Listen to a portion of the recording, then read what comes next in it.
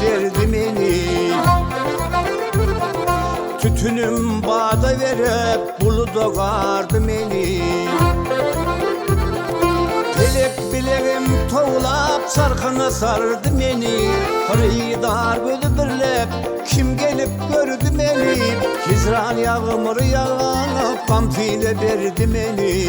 Hicran yağmur yağıp pamfile verdi beni. Pamfile bürlen gidip ıskül kösüne barıp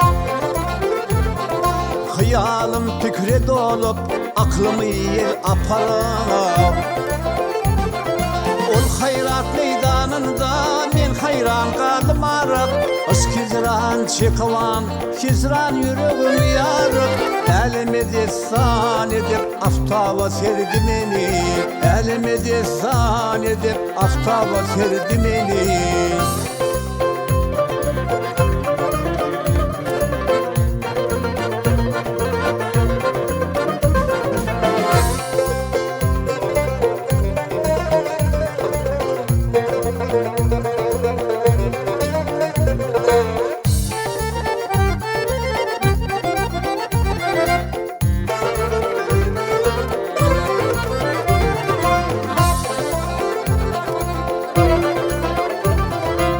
Ceset içre can var, ne kuvvet kaldı tende.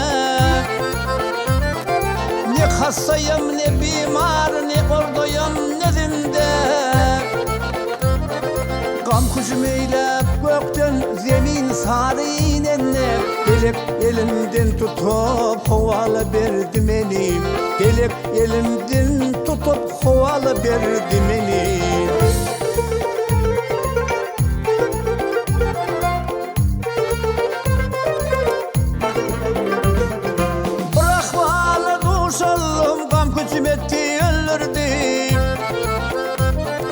Bu işin feriştesin aşk o kadar bilirdi. Bu halar ekme gelip elim tutup kalırdı. Cemal bir cilve verip içim şoka dolurdu.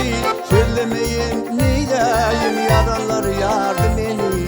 Söylemeyin neyleyin yaralar yardım beni.